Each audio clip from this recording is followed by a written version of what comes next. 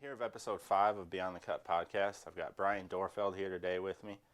I guess just to start real quick, a little background, obviously, for people who don't know you. I grew up with you, but born and raised Quad Cities. Yep. We're involved in the bar scene for a very, very long time. I'm sure a lot of people recognize you from behind the bar. So I guess, kind of to start, how did you get involved in the bar scene? Kind of how we were just talking about snowboarding and stuff like that. I was probably like 19, 20, living with a bunch of buddies that you knew, and I was playing golf at Blackhawk College and fell snowboarding one year and skateboarding and dislocated my shoulder and kind of just took a break from golf. Golf kind of took a break from me and kind of left college for a while and started bartending. I actually started bartending with Shane Christensen and Kyle Morrison out at Lucky's at Steeplegate Inn. I don't know. That was 16 years ago, yeah, probably. I was going to say, that was a minute ago. And then when I spent a little time out in Breckenridge, Colorado, and again, knocked my shoulder out there and came back and spent a lot of time in the district, and a buddy of mine basically just handed me the keys to the back door of the arena and said, "You're hired," and started bartending. I didn't have a clue what I was doing, but the scene was cool. A bunch of good skateboard friends, snowboard friends. Just it was a good environment for a 21-year-old looking to make quick cash and have a good time, and that's basically what it was for the next 10 years. It turned into a little bit of mixology stuff, a little bit of bar managing stuff, but I went into it head first and pretty hard.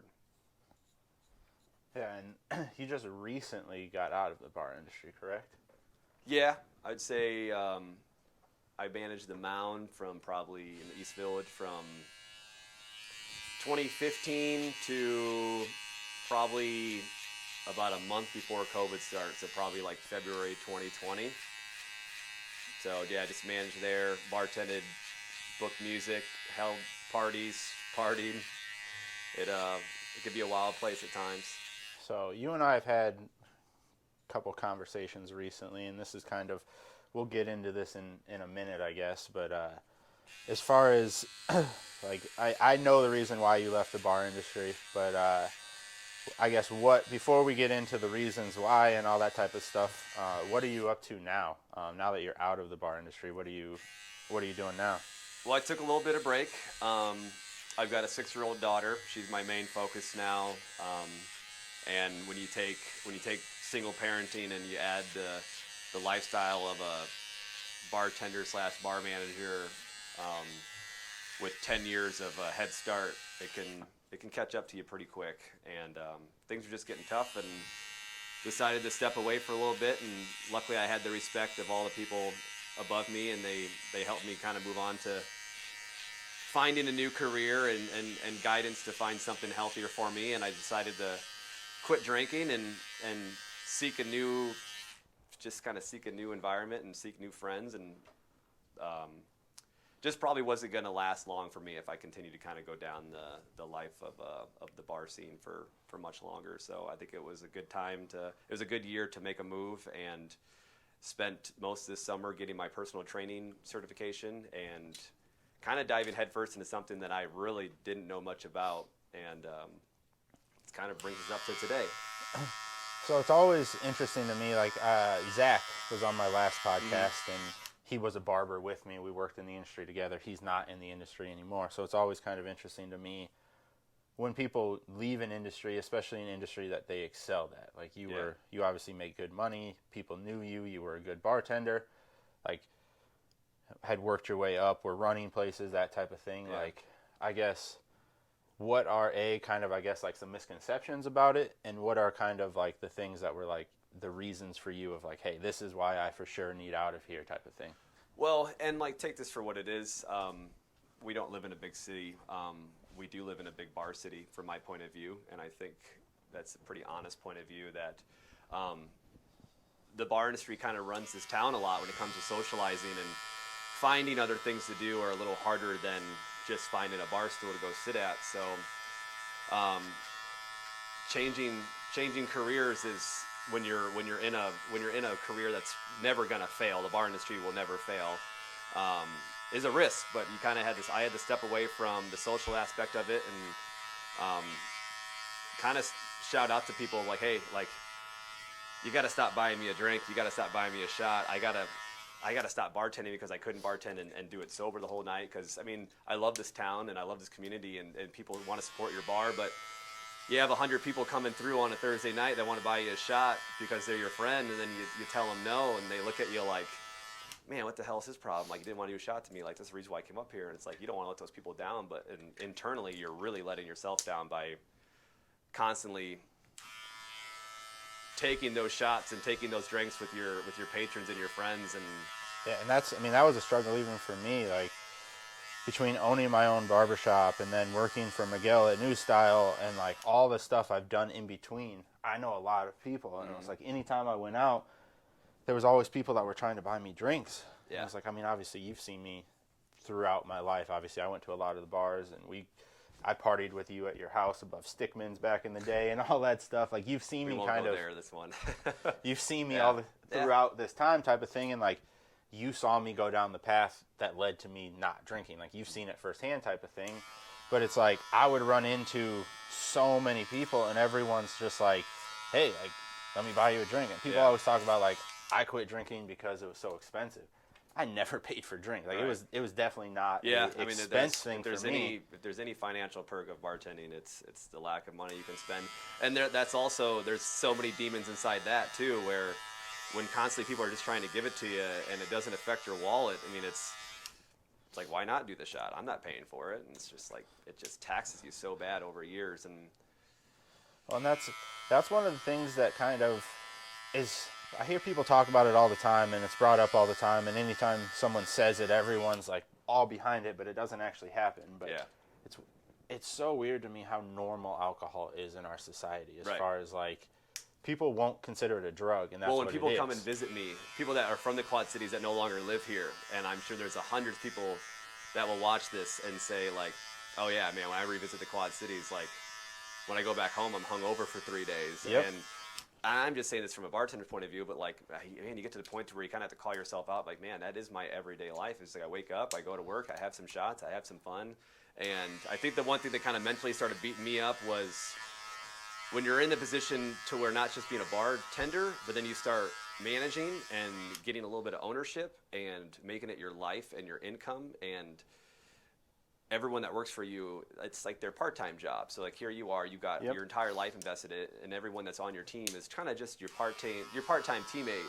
And when I managed the Mound, the building has a lot of issues that we were never going to figure out, and I was constantly trying to get it off the ground, and the place, I mean, it would flood sometimes, it would smell bad, and the only texts and comments I was getting from people was about like my failing bar. And so then like the fun of drinking slowly started to fade away, and I was drinking because I felt like I was failing, and people weren't being like, hey man, like you guys had a really good band last night, or hey man, like I had a really good time at your bar last night. It was constantly, hey man, what's your bar, and it smelled funky, or like, I don't know, just negative comments, like, and eventually that just told on me, and it just turned into a huge amount of weight, and I put a lot of that weight on there myself, because I was always someone that didn't want to ask for help. At the end of the day, if we had a good night, I wanted to say that like I executed and I made this happen, but those good nights were so far and few between, like that like I just constantly had bad days all the time. I'm the same way when it comes to the business.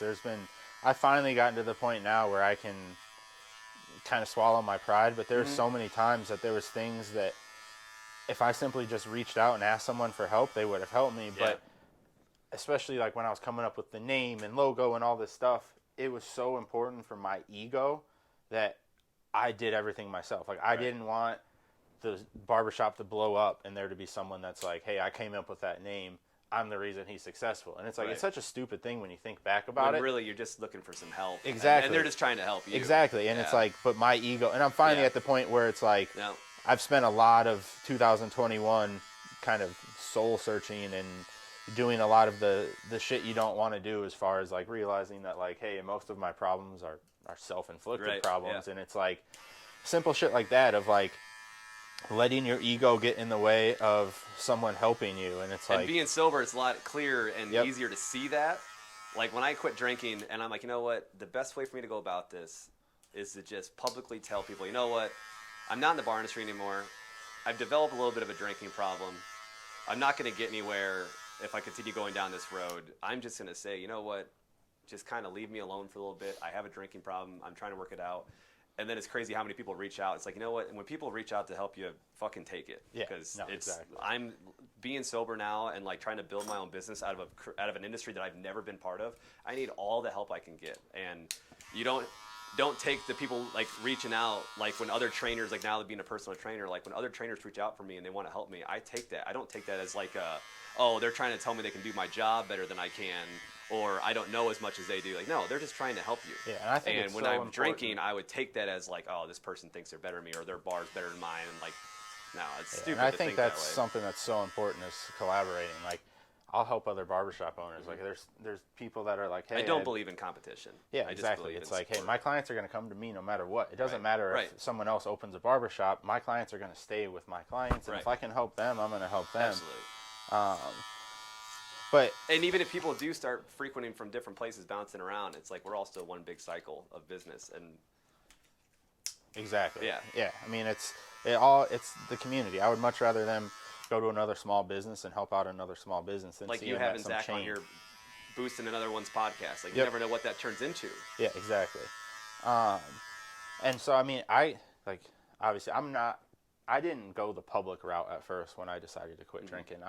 No, that's a drastic move on my end. I'm a little over 2 years sober now, and my reasoning was like, I don't know, I have a very addictive personality. Like whatever I do, I do. So as far like, I just recently got into like shoe customization and stuff, Right. and it's like I don't just like, oh, I'm gonna paint some shoes. Like You're going I've all got in. like 50 different colors of paint now. I've got all the paint brushes. I'm ordering an airbrush machine. Like it's like I can't do things just like halfway. I have to go, and so it's like I've always known that about myself, but I never really applied it to drinking. Right. And it was like I definitely had a drinking problem. Would I say I was an alcoholic? I don't know. I guess that kind of depends on your definition of an alcoholic, because at any given time, this isn't the first time I've gone sober in my life. I've done Right. it.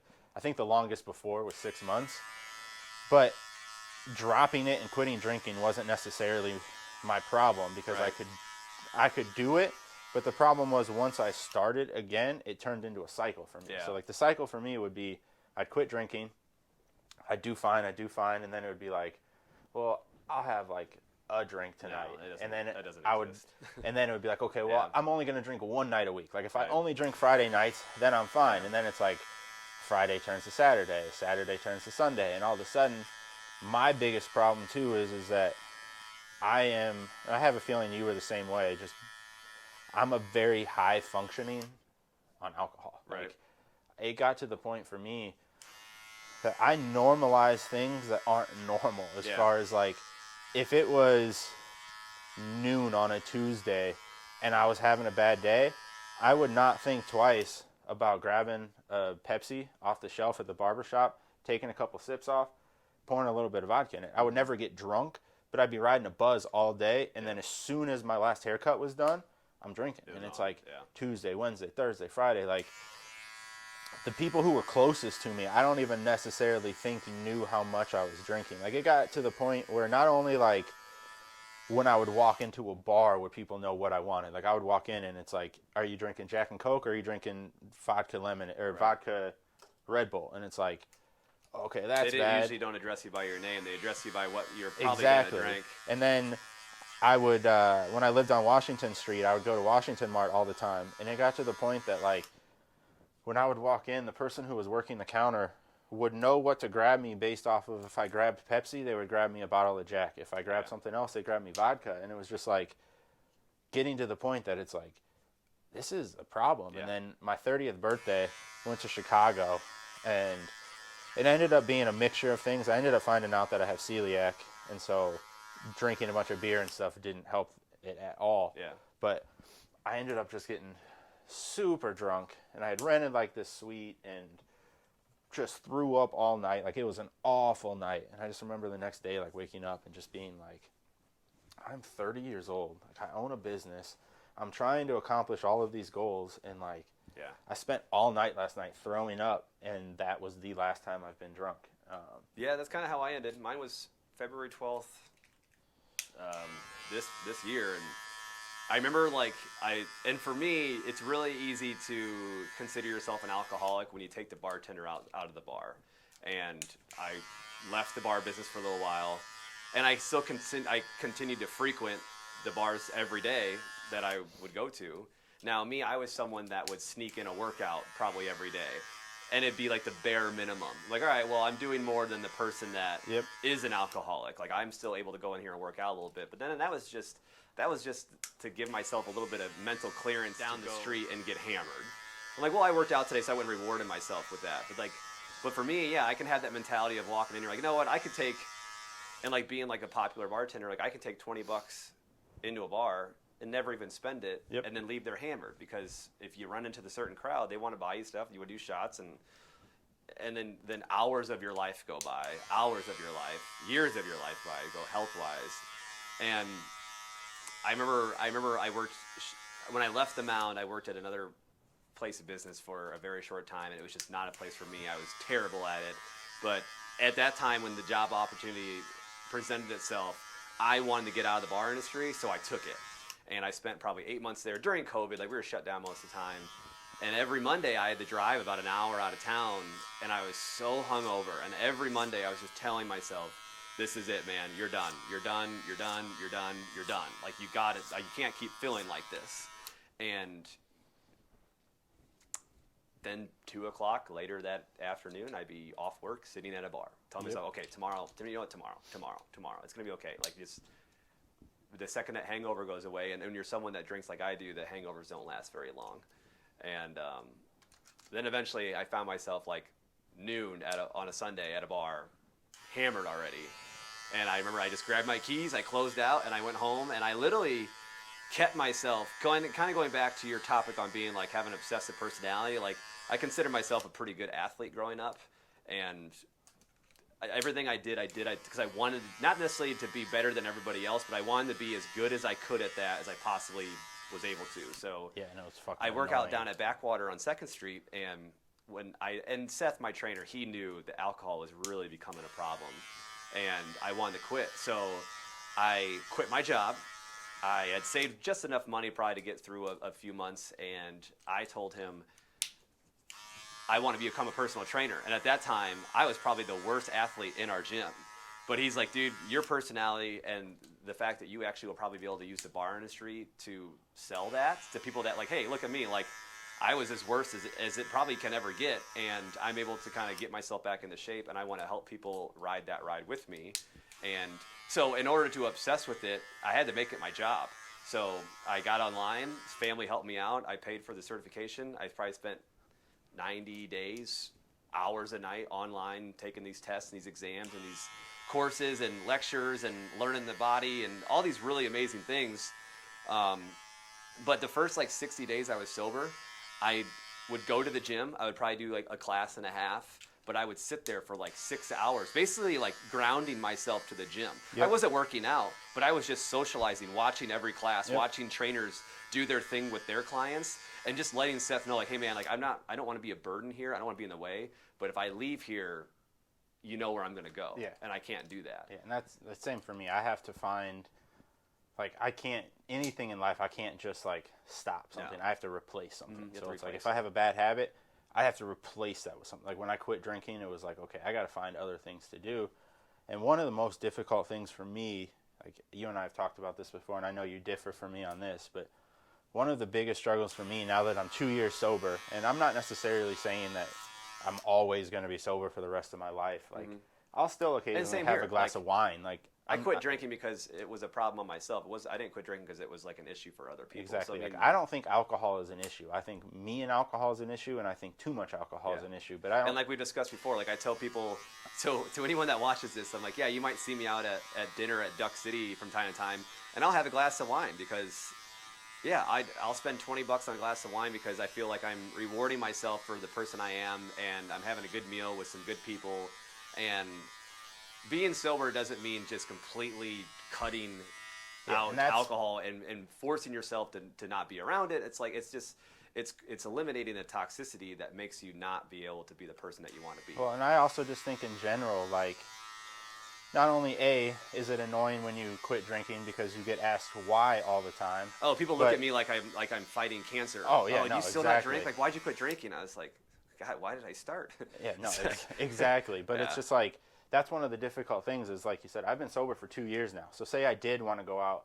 and have a glass of whiskey somewhere with a friend, someone's going to see that, and it's all of a sudden it's like, oh, Brandon fell off the wagon and all of this stuff. And it's just like, I want to get to the point that I hope we can just get rid of the stigma around alcohol, period. Like, if someone's not drinking, cool. It's none of your business. If they decide to have a drink, cool. It's none of your, unless they open up about it, like we are talking about it, it's none of your damn business. Like, if someone's like, hey. And that's the way you have to look at it is you don't have to post online. I mean, I did that like 10 years ago when I quit smoking. I was like, oh, I made it 30 days without smoking a cigarette. But it's like, all right, you know what? It's cool. I'm like 11 months sober now, but like, I'm not counting the days. I like to post every now and then too, just because it's like, there's people who saw me at my worst of worst, and they've seen me like, oh yeah, that kid's always at the bar, and to see it like, hey, now I'm 2 years sober, I've got my life together. I like that, but it's not like a everyday in your face, like, hey, look at me, I'm sober. I don't think I'm better than people because I'm sober.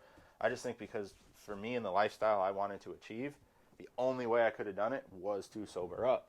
Right. The problem for me, though, is like, in order to get myself to stop drinking, I had to demonize alcohol. And so what I mean by that is, like, if I go to a bar, I can go to a bar and not drink, and that's fine. It's not a problem for me. But when I see people drinking, to get myself to not drink, I have to be like, look at that idiot. They're going to make a fool of themselves. That's so bad. Why are they doing that? And it's not healthy. That's not a good thing to do. Like, it's not a good thing to cast judgment and to feel that way. And so now it's like, I'm working through the opposite. It's like, before it was like, man, I wanted to be in the bar. I wanted to do that. And then it was like, man, that's so bad. And now I'm just trying to get to the point where it's like, I had to demonize it for myself, but that doesn't mean that it needs to be that for other people. And like, so I'm back in the bar industry again, and I love it. I moved out of the Quad Cities a little bit as far as getting back in the bar industry, which I think was really good. I'm not surrounded by it when it comes to not being clocked in.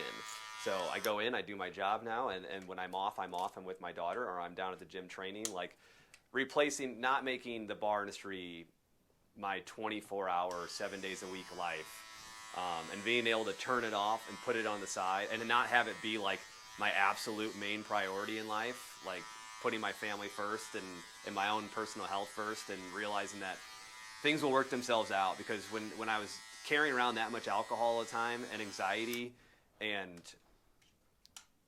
it just, the littlest things would absolutely set me off. Oh yeah. If a beer delivery driver didn't show up on time, I was losing my mind. If I saw a bartender making like the same mistake for the 5th time, like just being an asshole about it, like, and just not being consistent. I just was such an inconsistent person because when you wake up hungover, you're like, oh, sorry, man, I got so much stuff going on, I'm not going to be able to make it, when really I'm laying in bed because I feel like shit. Yeah, and you're letting other people down, you're letting yourself down, and yeah, I mean, I didn't have to demonize it like you said you did, but for me, being an athlete, like, I had to replace it. So, like, the second I quit drinking, I was like, all right, we got to get out those fucking running shoes, and I'm going to sign up for shit that I've never done. Yeah. So it was like trying to break like the 20-minute 5K, and trying to run a half marathon. And like I had like about a month or two before I quit drinking, I ran my first half marathon, and it was the worst showing of athleticism ever. It was terrible. I like walked the 3 miles. I blew up, absolutely blew up. Couldn't do it for shit. And that's just proof to where it's like, all right, you can't do both. Yeah. You can't have both of these things. You have to pick one or the other. And then a year later, I got done with that half marathon, and my Uncle David commented on it. He goes, okay, well, now it's time to step up and do the full. And I was like, no fucking way could I run this thing twice. And November 6th, I cruised the Indianapolis Marathon. So you no did problem. you did it with Adam, didn't you? Yeah, my best friend, the kid who's just been through hell and back as well. But I mean, that's Adam's life. Adam lives a life where he minimizes his socializing. He works hard, and when he gets off work, he is on his feet, running. And he knows, and I think when I quit drinking, I have a feeling he did as well. And I think he looked at it as like, and the same thing. Like, and I don't want to be talking about a personal friend, but like same thing since we're on the topic. Like, there is no one. With Adam, it's like, all right, we either go out and we get hammered, or we don't go out at all. It's not like, hey, do you want to go have a beer and like maybe like catch up for a little bit? No, we're gonna go out and get shit faced. Well, and that's the same thing. And I think that's why, like, speaking of friends, like, I know this guy won't mind me bringing him up, but for me, having a friend to go along with that sober journey for you was the most important thing forever. Well, we used to always be that person where like, oh, I'm going to beat you. Oh, man, you ran that race like shit. Or like, no, now it's like the last like year and a half of me and Adam's friendship has grown probably bigger than, I mean, we don't see each other as much, obviously, that we did as kids. But like being kids, we were so competitive and like we wanted to make sure that we beat the other one. Now it's the total opposite. It's like, yeah, I ran like an 8-minute per mile pace, and he qualified for Boston. He ran like a 6:40 pace. And at the end of that is like we're both just full of emotion, hugging each other, celebrating, not like, oh man, I kicked your ass in this one, like you'll never catch me. Like, no, it's just the times of that marathon did not matter. It was the mountain, the life mountain that we're climbing. And for him, like I had the alcohol, he's had 2 really bad physical accidents. It's like for him to climb back from that motorcycle accident, like, and to be where he's at now, and for me to be a year sober doing something I never thought I'd run 26 miles. Yeah, that's insane. And running 5Ks like now almost like sub 19. It's like, but with those great things come sacrifices. Like I'm complaining a year ago about how like, man, my phone just will not stop ringing like on Friday, Saturday nights. Like people are blowing me up. Now it's like, all right, my phone hasn't rang all week. Yeah, like no one's. And I can't, like, I mean, that's the sacrifice I made. I knew that, like, by quitting drinking, those people still care about me. But for my friends that go out and drink and they party once in a while, like, if I had a friend that quit drinking while I was drinking, I probably wouldn't invite them out either. Not for the sake that I wouldn't want to see them, for the sake it's like, well, I don't want them to be in an environment they don't want to be in. Yeah, no, exactly. So I can't be mad at them that, like, my phone doesn't ring. That's just a choice that I made. Yeah, and for me, it was funny.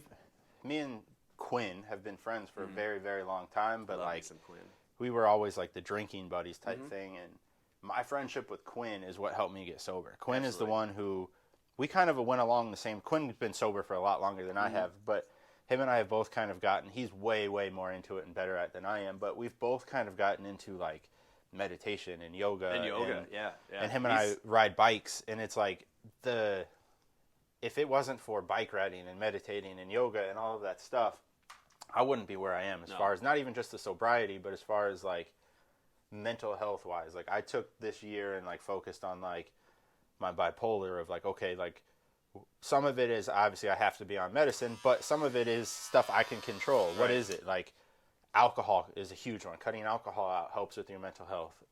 Exercising helps with your mental health. The meditation, all of that stuff is so tied with mental health. And it took having a buddy that's sober with you that isn't the temptation of, hey, you want to go out? And it's like, he's the only one that it's like a Saturday night. I can just hit him up and be like, hey, man, you just want to come over? And like, he'll just like come over.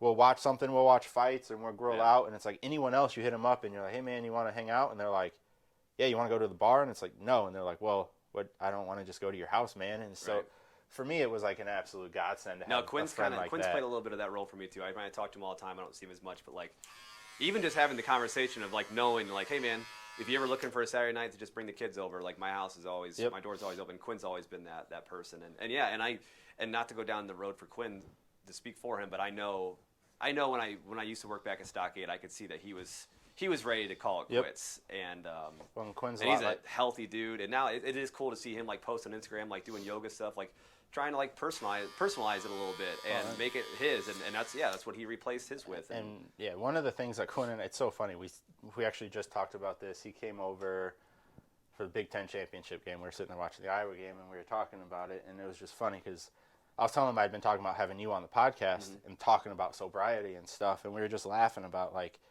15 years ago, if you would have told me like, hey, you, Quinn, and Brian are all going to be sober. he's going to be running marathons. Right. You two are going to be doing yoga Not a and chance meditating. in hell. I would have been like, what the fuck is wrong with you, man? Like, no, I'll be fucking 32, still partying, living life, having a good time. Like, what are you talking about?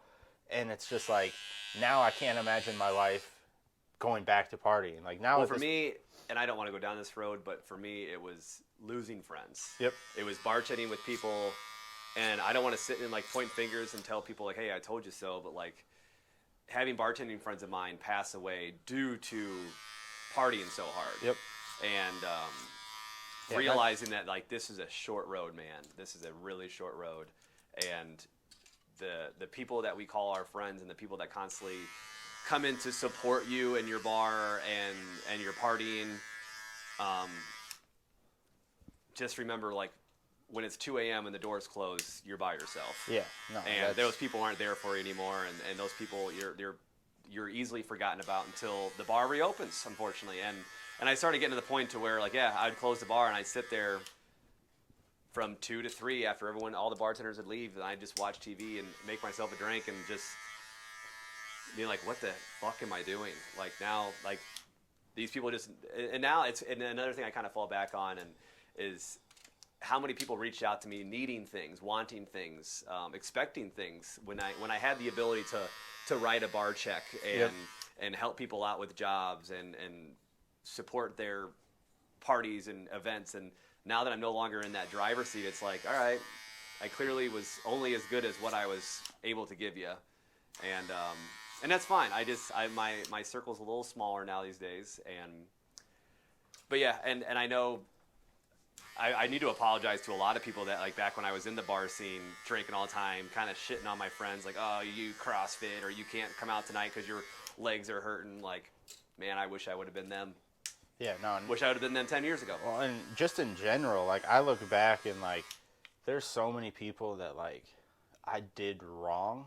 Just like I was never intentionally like I was never one of those people that like plotted to like fuck someone over or screw someone over, but it was just like just being a drunk idiot doing stuff and like the hurt you cause people and stuff because of your alcohol. You just kind of like look back and you're just like, man, none of that would have happened if I wouldn't have been drinking. Well, and people always say like when you're not happy with yourself, you usually tend to bring people down with you. Yep. And that was a huge thing for me. It was a lot of the times my drinking went from when I was younger, like, oh, this is fun, I want to party, to, man, I can't deal with life. I just need to fucking drink to function. And it was like, I was drinking to function. That was 100%. It was, if something happened, if something small happened that like triggered me for that day, it was like, oh, I need alcohol. Like that was my coping mechanism. It's like anything goes wrong, cool, whatever. Like, I mean, I can remember sitting there on the couch with people like watching a movie or something, and it's like, hey, we need to run to a store or something, and be like, hey, I can't drive, and then be like, what? And it's like, oh yeah, this water bottle I've had this whole time has been filled with vodka. Like I'm not, and it was just like, no one else was drinking. There was no need for me to be drinking, but it was just like I needed that to function. It was just. And I always had that desire. I always had like, I'm obsessed with my daughter, and I mean, I used to drop her off every Thursday night, and I felt this desire. I'm like, oh my god, like I got to go have a drink. I'm like, why are you treating your kid like it's like you just got off a hard days of work and you need to go replace this next couple hours of free time with some alcohol? And then I would do that, and then I would get drunk, and I would hate the feeling of being drunk. I'm like, God, damn it, I can already see the next 24 hours of my life being a struggle because I had a desire to drink, I wanted to go drink, now I'm drunk, and now I hate that I'm here mentally. And I would ghost the bar, I wouldn't say bye to anybody, I would go home, and I would lay in bed, and my brain would start a circus. Yeah, it's such a vicious cycle. That's just... And then I'd wake up hungover, and then again, like I said, like then 4 or 5 hours later, I'm like, okay, I need to go have a beer or have a shot or something like that, and then do it all over again. So I guess, what's something that, say there's someone that's watching this that knew one of us or whatever, and they're like, man, like what they're saying is true. Like I need to get sober. I need to kind of do this. Like, what do you think? Because everyone's situation is different. Like I that's why almost like it's weird to give people advice, because it's like, hey, just because I did it this way does not mean you should. And I would say, what would your, I guess, kind of like overview advice? What do you think step one would be if you're like, hey man, I need to get out of this? Say like me and you being kind of like extremists, like you have to obsess on it, or I obsess on it, or you have to make demons out of it. If you're not that kind of person, if you're weak, for one, the best thing I ever did was I told people, hey, I have a problem. Yep. Doesn't mean you have to go to rehab. It doesn't mean people are going to think less of you. If anything, you're going to get so much more support. And if you're not someone that can absolutely just completely cut it out of your life, I mean, just one thing I do with a lot of my clients right now that are coming into the gym that are trying to maybe just lose weight or cut some back on some toxic shit in their life is make weekly goals. Don't make a 6-month goal. Don't tell yourself, okay, I can't do this, and if I do this, I have to punish the shit out of myself. Yeah, I'm like, I want my clients at the end of the week to, you know what, I feel really good. I'm gonna go have a good weekend. I'm feeling fit. I'm feeling refreshed. I'm gonna have some fun, or maybe, you know what, maybe I'm gonna go to my favorite restaurant this week because I earned it. Yeah. Like, make little goals like that. Don't be like, okay, like no carbs for the next 60 days. Like, don't make bettering yourself an absolute punishment. Yeah, I feel like that's and if you're gonna have a drink, like I've got a buddy that he eats very well, but he's like, I need to cut some of these old fashions out of my diet. I'm like, okay, well, if you could be honest with me and you really want to change, for every time you have a shot of whiskey, you're gonna do 100 burpees before we even get started. Yep. So yeah, you can go out there and have a couple of drinks, but know that you're gonna come in here and pay the price for it. And that's just kind of more of like the gym sober side. Yep. But as far as just like the mental social side is, for one, it's never too late. If you think that you're fucking sunk and you're like, no, what, like I'm too old, or I'm too seasoned and I can't, like, or just bullshit excuses, like, it's a sacrifice.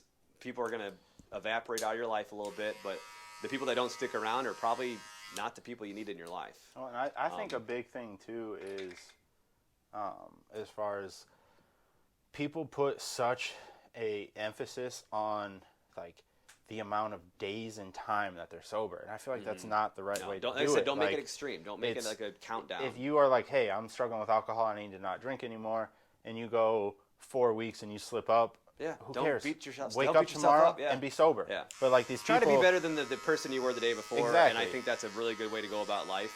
But you have so many people that put this goal into their. It's the same thing like you said with diet. It's like if you put yourself on such a strict diet, you're destined to fail. If you put yourself on this thing where, hey, if I have a sip of alcohol, like, I mean, there's some people that straight up can't. Like, if they have a sip, they're gonna go crazy. Obviously, if you're one of those people, 100% don't do it. But like, for me, like we said earlier, I'll have a glass of wine every now and then, and to me, it's not like my buddy. I'm rewarding myself. My buddy Jens Pulver came out with his own line of whiskey. You bet your ass I'm gonna have a fucking glass of it. Yeah. Like it was one glass. I didn't get drunk, and it was cool. I went about my day. I really don't drink anything anymore now. But I have a glass of wine time to time. But I'm now a year down the road, and I'm back behind the bar again. Yep. And I can bartend 7, 8, 9 hours and watch people have a good time, and it doesn't ever interest me to do. If anything, sometimes it motivates me to stay sober because you know what? That person enjoys what they're doing. I didn't enjoy doing that. Yep. It's not that person's fault, and I'm not judging that person for continuing to have a good time. And if that person gives me shit for being a sober bartender, and you have to learn to just tell people, hey, you know what? Sorry, I don't drink. And then they ask you why you don't drink. I just say, I used to. I just don't anymore. Yep. And usually I just say, you know what? I just don't drink for my daughter, and that's a good way to then shut again, them that up. could also open up a conversation, go down a road that's none of that person's business. No, exactly. I just say I did, and I just don't anymore. Just don't. Well, and that kind of leads me to another thing. You and I had kind of talked about this earlier. The one nice thing too is that I feel like there's a little bit more of a movement of a sober movement where there's a lot of companies now that are offering non-alcoholic versions of stuff. A lot of bars have like a little bit of like a corner of their menu that have like a mocktail list where it's just non-alcoholic cocktails. And I know you're 4 or 5 beers that are non-alcoholic. And like you're involved with a company that's doing some stuff too. So right? I am a little bit of an extremist when it comes to like I'm being sober. So the best thing I could do to stay sober is not hide it from people and have the ability to slip without anybody knowing. So I have to kind of build this thing in my head where like, hey, you're not just sober for yourself. You're sober for your daughter. You're sober for your family. You're sober for your clients because your clients are relying on you to push them, not just in the gym. But most of my clients I have, they are people that the first thing they're like, hey man, I need to cut back on the booze. I need to cut back on the party. And like, I trust you as my trainer. And I think that's kind of my selling point right now. And that's why getting clients has been kind of easy for me is look at me, man. I was there. I was in your shoes fucking 11 months ago. Yep. It's not too late to get out of this. And you're training with someone now that isn't some big, come in here, let's throw a bunch of weight around and I'm going to kill you on the treadmill or something like that. Like, no, I'm gonna analyze your body, and we're going to create a healthy future for you and a lifestyle for you, and get you in a good routine, like I did with Seth. And Seth knew, like, hey man, you can't just throw me to the wolves here and just start kicking my ass. So I'm 2 months sober. I'm still super weak. I'm still super dehydrated. My bones and joints are dried up rubber bands. You just got to be able to ask for help. You just got to be able to just say, hey, like, find a new circle, find new things to do. The hardest thing that I would say around here is finding things to do outside the bar. But yeah, so when I got into it, and I was like, you know what, I randomly went to Hy-Vee, and I went back into the walk-in cooler, and I saw this Athletic Brewing, and I followed them on Instagram. I saw they had like all these like triathletes. They have they had Olympian rugby players. They had Molly, who like got third in the women's Olympic marathon, and I was like, this is it. This is who I want to support. And then bam, like July or like, I don't know, like June, they posted like, hey, we're looking for new ambassadors. I was like, okay. So I go online, I fill out this like quick little tell us about yourself. And I'm like, man, this probably just got filed with like 60,000 people. Yeah. And huge number, whatever.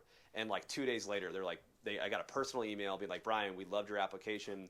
This is what we need. This is what we expect. And it's not like I have to be sober to be on Athletic. Like there are some people on there like, oh yeah, I mixed this with like a couple glasses of wine or a glass of whiskey. I had an Athletic brew, blah, blah, blah. It's like, but that's just kind of like everything that we've been talking about as far as like rewarding yourself and not like having to make sure that everyone knows that you have not had a drink for 365 days. Exactly. Like, just living a happy, healthy life. Like that's exactly what Athletic kind of stands for. And being able to go out with some friends and have a beer and not feel like a piece of crap the next day. Are there any bars around here that carry that, or is it like a Hy-Vee sort of thing? So Hy-Vee does have a lot of them.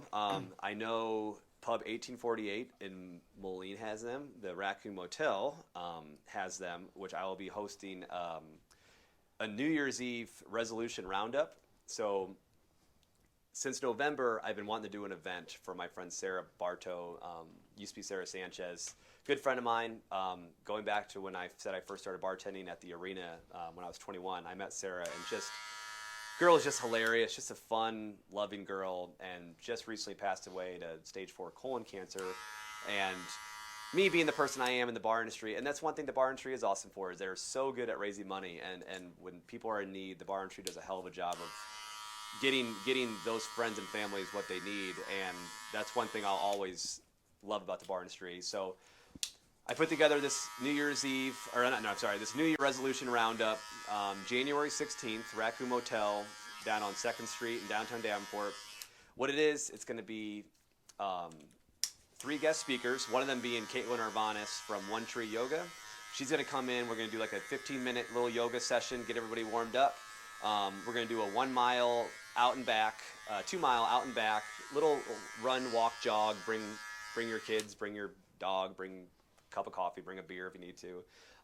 But the whole point of it is who I have speaking afterwards. So I have Caitlin speaking about some health and nutrition tips if you're looking to get healthier on the nutrition side. I have Mike Harlan coming in, who's one of our clients and gym members at Backwater, who I'm pretty sure he's down like 150 pounds since January 1st of this year. Just guy wasn't in a good place, and same thing I did. He just opened up his hands and said, hey man, someone's got to help me, and dove in head first and just went into it. And now this he's doing CrossFit classes. He's doing all of our classes. He's on the bike all the time. He's just a great guy to be around. And then we'll have Phil Young come in, and Phil Young's the owner of Fleet Feet. He'll talk about winning the Tunnel Hill 100, which is exactly what it is. It's a 100-mile race on your feet and running, and he won that. And I do want him to talk about winning the race, but I want him to discuss with people that are kind of making excuses to why they can't pursue more than what they already have. I mean, Phil's a father of 3. He's a husband.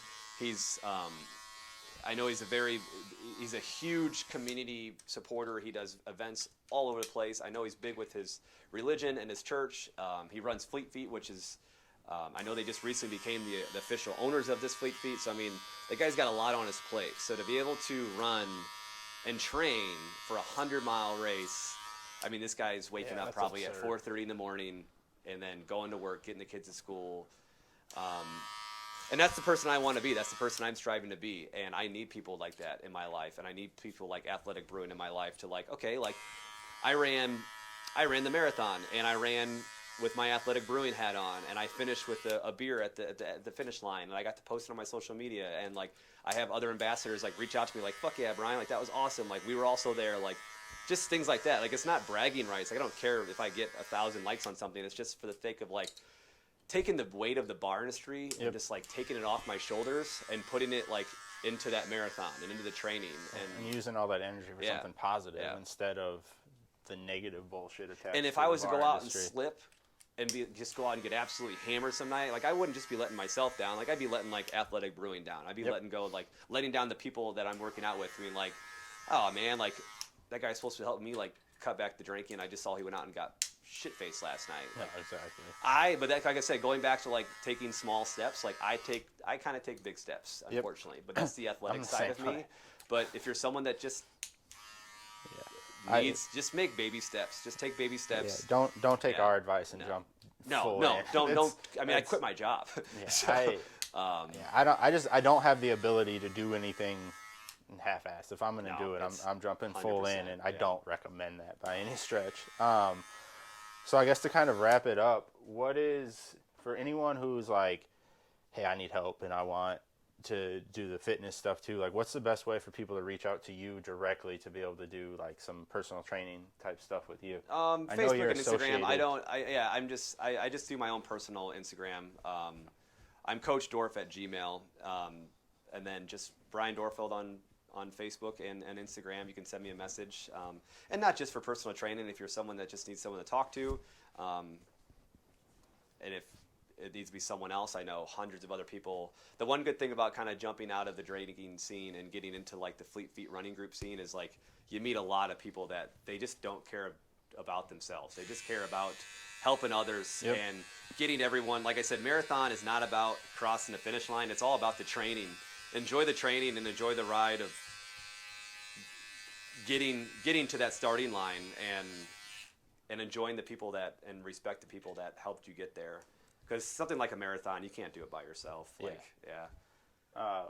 I'll post all the links for the event and all the links to for people to be able to get a hold of you for personal training stuff on the video. Yeah, you can find the event for Athletic, the Resolution Roundup on raccoonmotel.com on their website, as well as I'll send you the link that you can post that, and I appreciate that. Cool, it's January 16th. It is limited to 110 people just based on space.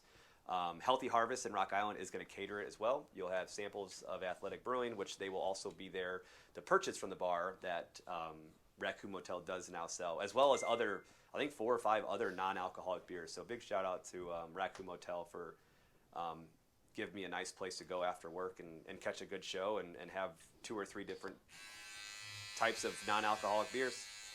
Well, I appreciate you coming on. I appreciate your time. Yeah, thanks, Brody.